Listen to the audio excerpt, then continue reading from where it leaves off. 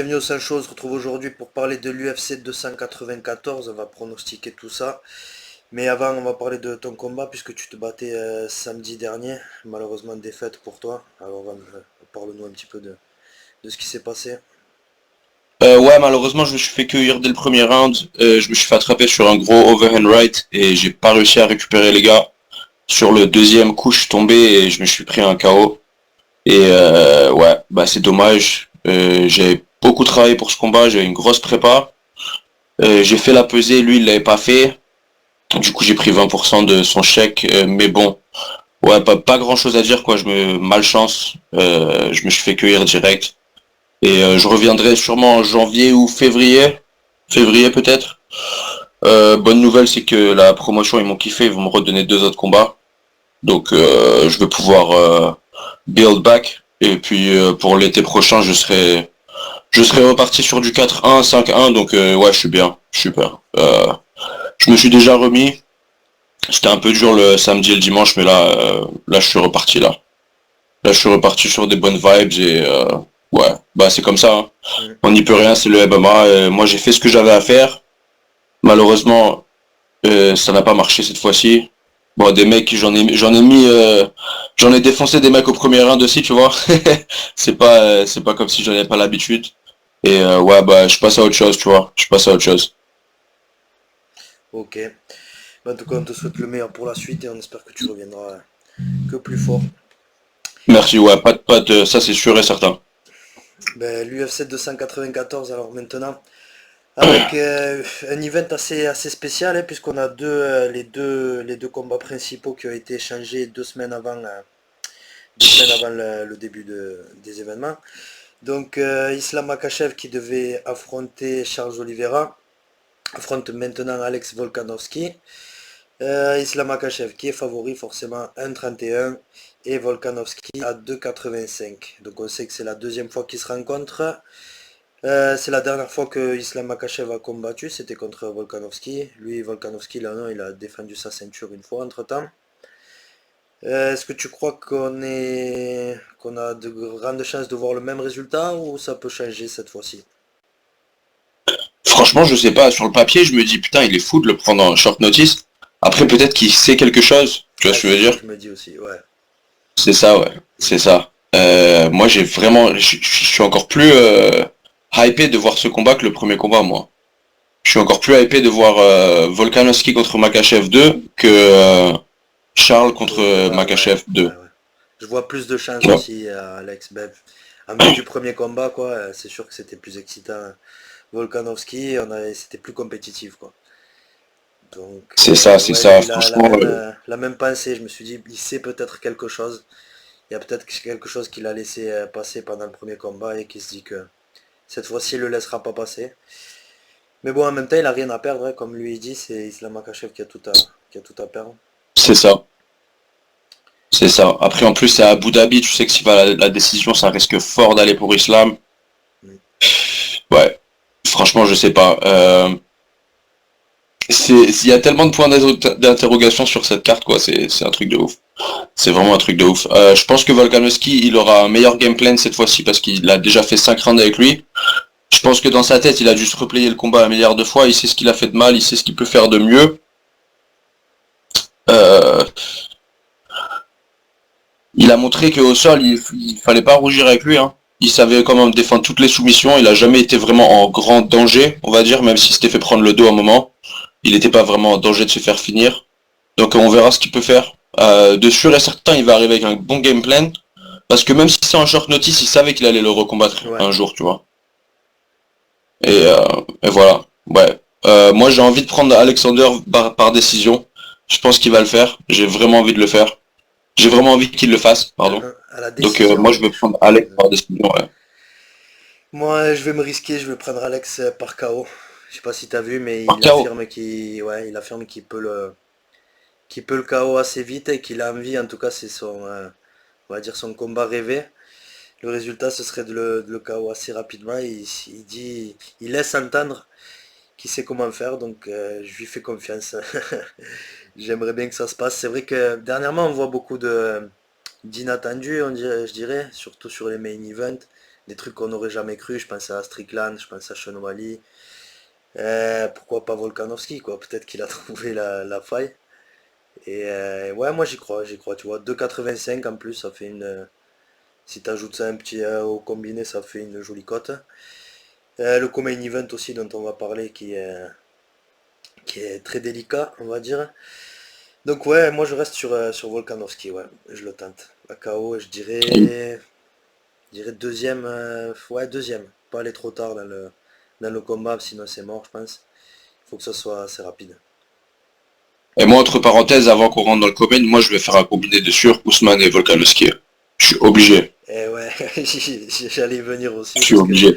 Ousmane il est quand même beaucoup underdog, ouais, donc bah, on y passait Kamaru Ousmane à 3,05 et Khamzat Chimaev à 1,27. Donc là, c'est vrai que là pour moi, il y a beaucoup d'inconnus sur ce combat. Et là, les bookmakers, ils sont carrément derrière Ramzat.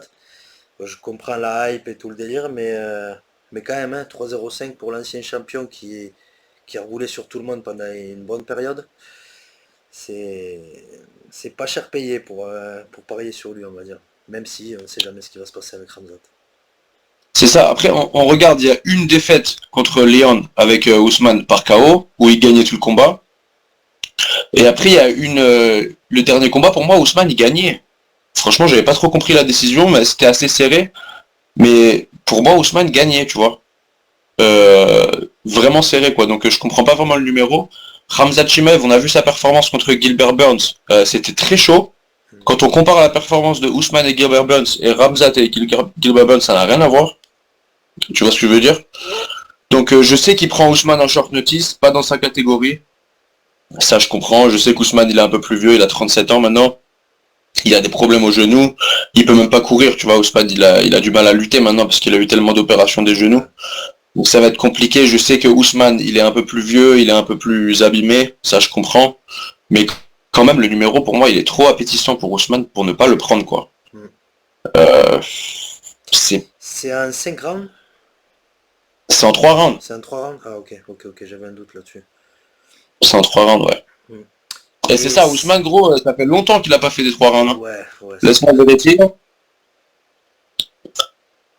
La dernière fois qu'il a fait un 3 rounds, Ousmane, c'était quand même en 2018. Tu vois ce que je veux dire? C'était quand même il y a longtemps, quoi. Et là, c'est un En combat 2018, à middleweight, c'est ça. alors qu'ils sont C'est ça. normalement tous les deux en welterweight. Et ça parle de le gagnant affronterait Israël Adesanya. Est-ce que tu crois qu'il va pas y avoir des couilles dans le cutting aussi? Ou est-ce que pas d'avoir un Hamzat qui va pas réussir à faire la sèche? Je pense pas parce que Ramzat il manquait la pesée en welter, là c'est en middle. En plus ça fait longtemps qu'il comptait monter en middle. Comparé à Ousmane, c'est ça Hmm. qui est un peu inquiétant dans ce combat, c'est que Ousmane n'avait pas du tout envie de remonter en middleweight. En tout cas c'était pas publiquement récemment, étant donné qu'il voulait même pas combattre Adesanya vu qu'ils sont potes et tout. Et Ramzat ça fait des mois et des mois qu'on sait qu'il monte en middle, tu vois. Donc Ramzat il va être beaucoup plus corpulent, il va être beaucoup plus prêt physiquement pour combattre dans cette catégorie-là comparé à Ousmane. À moins qu'on ne savait pas qu'il voulait monter en middle, mais ça m'étonnerait. Donc c'est ça qui m'inquiète un peu, franchement dans ce combat, c'est la taille de Ramzat, qui va vraiment être épais pour middleweight comparé à Ousmane. Et aussi la jeunesse de son côté, quoi, c'est sûr, il a même pas 30 ans Ramzat. Ouais. Donc c'est sûr que c'est compliqué. Franchement, je te dis, je fais un combiné avec Ousmane et Volkanovski, mais j'ai quand même un petit point d'interrogation sur Ousmane. Après, c'est l'un de mes combattants préférés. Je suis obligé de le tenter. Là, c'est maintenant ou jamais, tu vois. Pour lui, s'il veut revenir dans la stardom, on va dire. Donc, je suis obligé de mettre un petit billet sur lui. Je kiffe Kamaru Ousmane. Je pense qu'il peut le faire. Je pense qu'il aura un bon game plan. S'il jab, il a un très bon jab, Kamaru Ousmane. S'il arrive à jabber, à garder sa distance et à être intelligent dans le combat, si Ramzat il combat comme il a combattu contre Gilbert Burns, Ousmane il peut le KO, hein. Hmm. Il peut KO Ramzat. Ouais, j'y crois aussi, même si, comme je disais, beaucoup d'inconnus sur ce combat. Mais c'est vrai que le combiné Kamaru-Alex Volkanovski, il est tentant. Ça ferait presque une cote à 6. Maintenant, ouais, c'est risqué, hein, on ne sait pas du tout. Et Khamzat, ben, il va nous prouver encore une fois, est-ce que c'est pas du flan ou est-ce que la hype est réelle? C'est Donc ça, là, c'est contre ça. Kamaru, y a pas...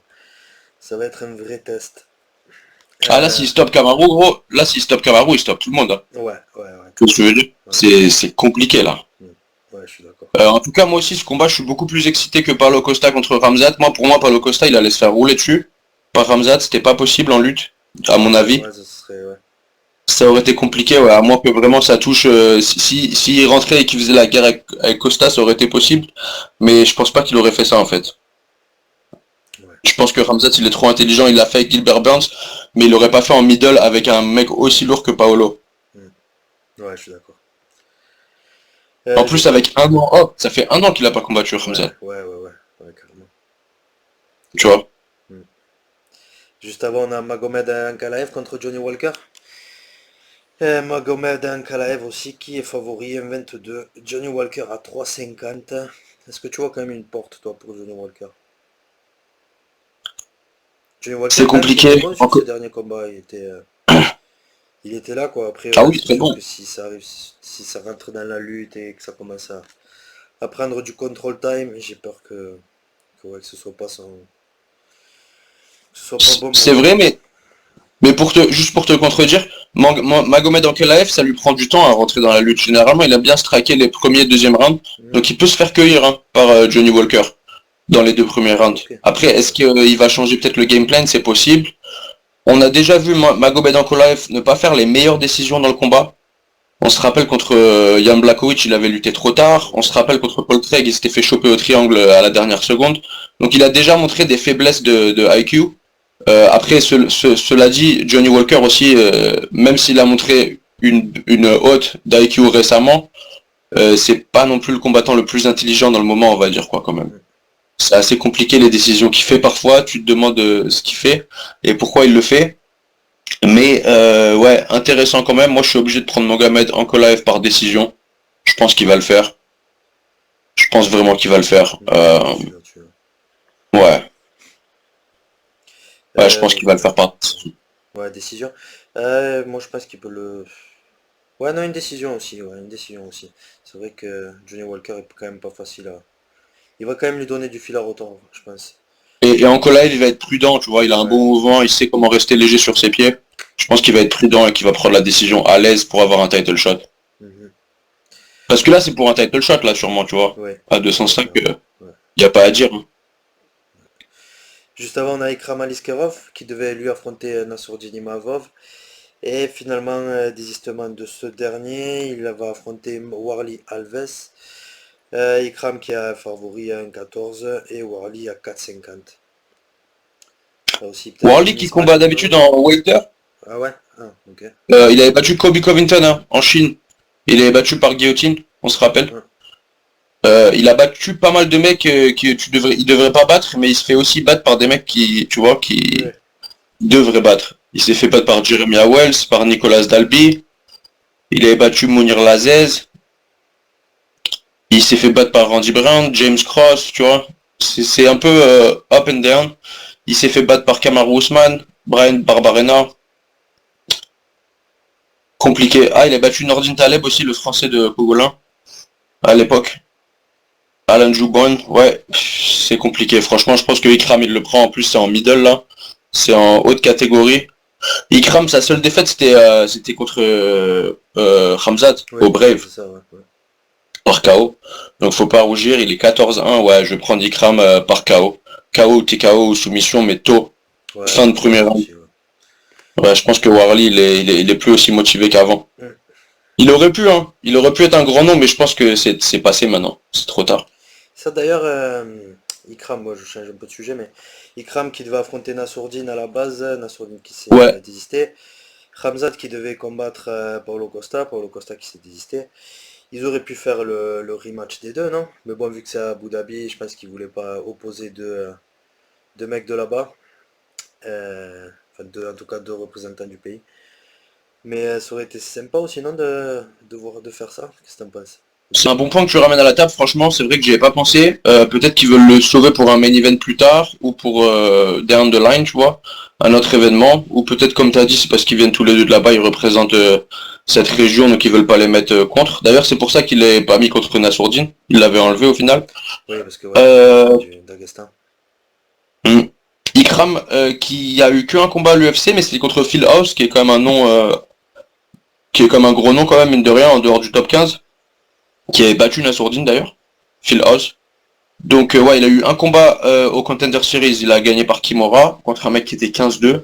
Et après il a pris Phil House, il l'a gagné par KO. Il devait combattre Paulo Costa, ensuite Nassourdine, et là maintenant Warley Alves.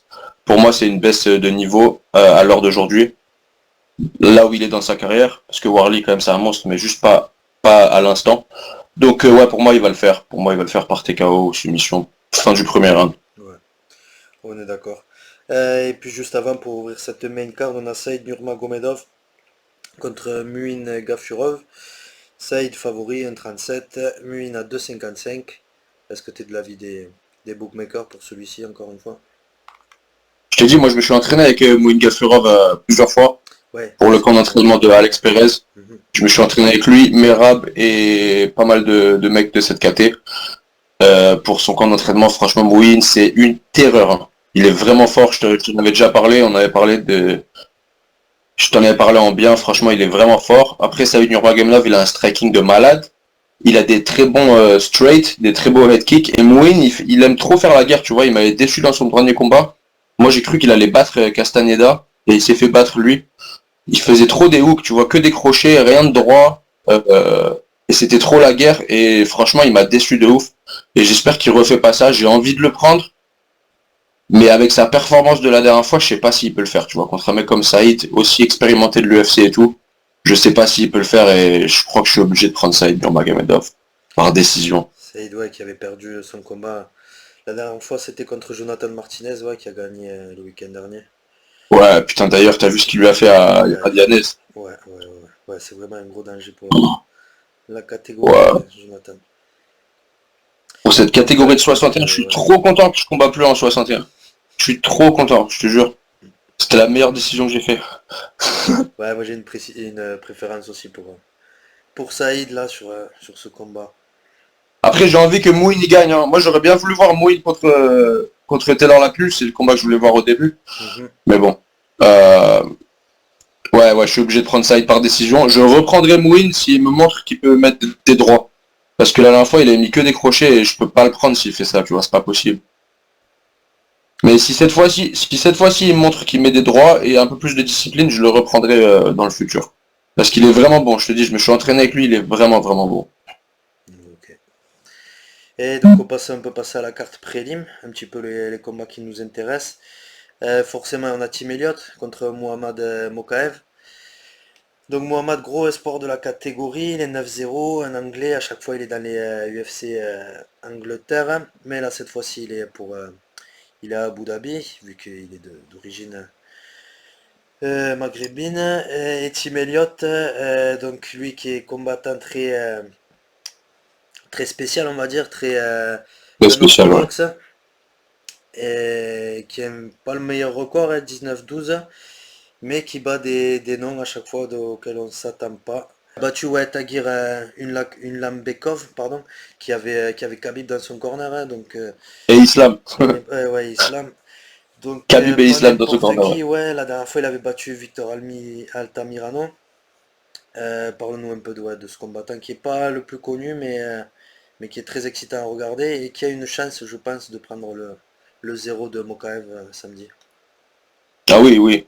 Bah, Tim Elliott, un de mes mentors, hein, depuis que j'ai commencé le MMA, depuis que je suis amateur, il m'a toujours beaucoup aidé. Maintenant, il habite plus à Las Vegas, mais au début de ma carrière, il m'a aidé les 3 premières années de ma carrière. Il était très présent pour moi.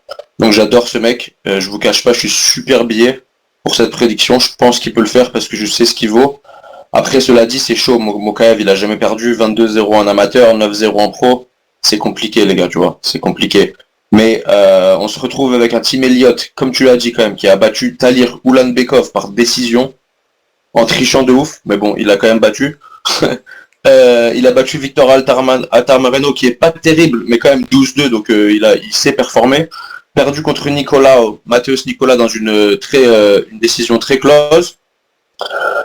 Tim Elliott, il est fou. Tu vois ce que je veux dire? C'est le genre de mec, il va commencer un combat en marchant en arrière et en te mettant deux coups de Donkey Kong en arrière comme ça. Genre, il n'y a pas de logique. Ça sert à rien d'essayer de chercher à comprendre la logique ou le sens avec lui. Ça va être complètement l'inverse de ce que toi tu vas penser, tu vois ce que je veux dire. C'est vraiment pas possible à essayer de comprendre un mec comme ça. Et qu'est-ce que ça veut dire? C'est que c'est compliqué à se préparer pour un mec comme ça. Tu vois ce que je veux dire? Tu peux ramener des mecs foufous, tu peux ramener des mecs qui s'en foutent de perdre et tout. Ça sera jamais aussi intense et aussi incohérent que ce que va faire Tim Elliott. Tu vois ce que je veux dire? Il a une cardio de malade, il a une très bonne lutte, il a gagné le championnat de son état aux États-Unis, je crois que c'était au Kansas, il me semble. La même année que John Jones. C'est tous les deux, ils l'ont gagné ensemble. Et bien sûr dans une catégorie différente, bien évidemment. Mais ouais, non, Tim Elliott, il est vraiment fou. C'est un gros test à chaque fois. Quand les mecs veulent rentrer dans le top 10, quoi. C'est vraiment Tim Elliott. Il avait combattu Demetrius Johnson à l'époque et perdu une décision très serrée. Il a perdu contre Figueiredo, perdu contre Royval. Tu vois ce que je veux dire? Il a vraiment combattu tous les mecs de cette caté, quoi. Il s'en fout, il combat tout le monde. Il a aucune peur, ce mec. Cela dit, Mokaev, j'ai l'impression qu'il ne sait pas comment perdre. Même dans les combats difficiles qu'il a eu à l'UFC, il arrive à se retrouver, il se fait choper dans des soumissions, il tape pas, il se fait takedown, il se relève, il se fait dropper, il se relève. Ça va être compliqué, tu vois. Ça va être vraiment compliqué. Ah, ça fait longtemps que les deux, ils savent qu'ils vont se combattre. Ils avaient déjà été scheduled to fight, il me semble, mais ça s'était pas fait au final. Il m'avait dit qu'il avait signé le contrat, mais après il y avait une blessure ou je sais pas quoi, il y a eu deux trois conneries, donc ça fait quand même 1 an qu'ils savent qu'ils vont se combattre à un moment. Là ça va se faire. Je suis en contact avec lui d'ailleurs tout le temps, il me dit il est bien arrivé, il s'entraîne bien et tout. Il se trash talk beaucoup sur internet les deux. Donc pour moi c'est le combat le plus attendu des prélims hein, quand même. Ouais, Quand on regarde, ouais. de sûr. Hein. Ouais. Ouais, je suis obligé de prendre Tim Elliott par décision, je pense qu'il peut le faire, mais je suis vraiment biaisé les gars, tu vois. Je suis vraiment biaisé. Ah, j'ai envie de te suivre, mais c'est chaud ouais, quand même. Comme tu dis, Mohamed Mokaev qui arrive pas à perdre. Même quand c'est chaud pour lui, C'est ça. il revient. J'aimerais bien que Tim Elliott lui donne une petite leçon. Mais si quelqu'un doit lui Ouais. enlever le zéro, j'aimerais bien que ce soit Tim. Et dernier Ouais. point sur ce combat, juste Tim qui a changé de camp d'entraînement parce que sa femme, elle l'a trompé avec son meilleur pote. Qui d'ailleurs, sa femme et son meilleur pote étaient dans le corner contre Islam et Khabib quand il a battu Tagir. C'est une histoire de fou. Mais bref, il a changé de camp. Maintenant, il s'entraîne avec Chris Brennan et Lucas Brennan. 9-0 invaincu à Bellator, le prodige du sol. Donc, il s'entraîne avec vraiment des grosses têtes dans sa nouvelle équipe. Et il s'occupe de lui de ouf, quoi. Donc, ils le nourrissent, il s'occupe de tout. Il a rien à faire, il a que à s'entraîner, il m'a dit. C'est vraiment, là, il va arriver comme une Ferrari, quoi. Il sait que c'est son dernier run. Donc, il met vraiment tous les chips dans son camp. Donc, s'il y a un moment pour le faire, c'est maintenant. Tu vois, c'est ça que je me dis. Ouais, il souhaite le meilleur, ouais. Qu'est-ce que tu as d'autre comme combat dans les prélims qui t'intéresse à toi? Javid Bachara qui revient Ouais, contre Victor Henry. 4-0, ouais. Ça va être un beau combat Ouais. aussi. Tu crois que c'est Victor encore Henry qui est bon en 23-6. ouais. Tu crois que c'est encore du. C'est un 15-0 pour Javid Bacharat? 15-0 là, ça va commencer à faire beaucoup. S'il arrive. Ça va commencer à faire beaucoup. Franchement, Victor Henry, c'est un monstre aussi, très bon striker. Ils se ressemblent un peu les deux. Je pense que le pouvoir de Bacharat est un peu plus chaud. Je me suis déjà entraîné avec Javid, hein, il est vraiment bon. Une bonne lutte aussi. Une bonne lutte contre le mur, etc. Il est vraiment complet. Ouais, je vais prendre Javid par décision, mais ça va être c'est chaud. Hein. Victor Ouais. Henry, c'est pas un test Ouais, non, simple. c'est clair, c'est clair. Ouais. Il y a Cédric Mike Dumas Perry. aussi. Ah, dis-moi. Ah ouais, Cédric Doumas qui revient contre Abu Aizaitar. Abu Aizaitar, en fait, c'est le frère de Othman, c'est ça? C'est le frère de Othman Aizaitar? Je t'avoue que je sais pas. Ouais. Ouais, il me semble, ouais, c'est les deux frères qui sont potes avec. C'est le mec qui s'était fait choper pour. Son frère, c'est le mec qui s'était Ah, fait choper ouais, pour Will ramener Poulter. un sac de patates, là, tu te rappelles? soi-disant un sac de patates à Abu Dhabi, ouais. C'est son frère. Ouais, Cédric Doumas, beaucoup plus jeune. Abou El Zaitar, 37 ans. Il a pris beaucoup de time off en plus. Je pense pas qu'il peut le faire. Je vais prendre Cédric et Doumas par décision sûrement. Il y a l'Indien là qui revient, un Shul Jubilee, qui revient contre Mike Briden. Par contre, Mike Briden, il me semble qu'il a 3 défaites d'affilée en plus. Contre Alexander Hernandez, Nathan Levy, Terence McKinney. Ouais, donc là, il le ramène pour perdre. Hein. Là, c'est sûr. Il le ramène pour perdre contre l'Indien qui est 7-0. Les Indiens, ils vont jamais. Il avait fait un beau premier combat à l'UFC. Ouais. Non, c'est sûr, il a fait un beau premier combat. Il banque sur lui. Ils veulent une star indienne, c'est pour ça qu'ils lui donnent Mike Briden, ils pensent qu'il va le battre. Après, Mike Briden, il est chaud quand même, tu vois, il a combattu Terence McKinney, Nathan Levy et comment il s'appelle laisse-moi revérifier. Alexander Hernandez, quand même, c'est pas n'importe qui l'a combattu, donc même s'il a perdu, c'était des gros noms. Il peut le faire, hein. Il peut le faire. Il vient d'un bon camp d'entraînement, c'est possible. Nathaniel Wood aussi contre Mohamed Naimov. Ça aussi, ça pourrait être sur la même carte, hein. Ouais, carrément. Naimov qui revient de... Il avait KO Jimmy Melarki à 70 kg. Lourd. Ouais. Franchement lourd. Combattu Jamie Melarki à 70 kg, KO en short notice, compliqué. Nathaniel Wood, il est beaucoup plus petit que Mohamed Naimov. Je suis assez familier avec Naimov parce qu'on combattait tous les deux en amateur sur la même promotion. Donc je sais un peu d'où il vient, je sais comment il s'entraîne. Ça va être compliqué pour Nathaniel Wood parce que Nathaniel Wood, c'est pas le plus grand des 66. Hein. Il combattait à 61 à l'époque, il n'y a pas si longtemps que ça. Ça peut être compliqué. Hein. Ouais. Et un premier combat de la soirée aussi, on a Sharabuddin Magomedov, combattant on a pas mal vu, entendu parler sur les réseaux. Un russe bornien qui fait peur. Ils lui ont mis Bruno Silva comme accueil. Bruno Silva aussi, ils lui font jamais de cadeaux, ils lui mettent les pires monstres. C'est ça. Mais on va voir si ce Sharabuddin, parce que s'il arrive à faire du sale à Bruno Silva, ça veut dire que ce serait dangereux. Et on verra, Bruno Silva, il n'est pas allé à l'abri non plus de terminer le combat rapidement, comme la dernière fois. La dernière fois, je crois qu'il avait mis un KO au premier round, si je dis pas de bêtises, contre Brendan Allen. Ah non, c'était une... Ah non, c'est lui qui avait perdu. La dernière fois il avait perdu, il avait battu et c'était juste avant contre Brad Tavares qu'il avait, c'est ça. Avait gagné. Ouais, gros upset. KO Brad Tavares en 3 minutes, impressionnant, franchement chaud. Avant ça, il avait perdu contre Gérard Murchar, un des meilleurs combattants que tu vois revenir à chaque fois. Et Alex Pereira par décision, ça a bien vieilli ça quand même. C'est clair. Alex Pereira par décision. Ouais, gros combat, ça aurait pu être un peu plus haut sur la carte. On sait pas pourquoi ils ont mis le combat féminin après eux. Mais bon, peut-être qu'ils veulent des yeux directement arriver sur la carte, ils veulent les mecs qui arrivent tôt. Ouais. Et ce mec, nous, on a entendu parler en France de ce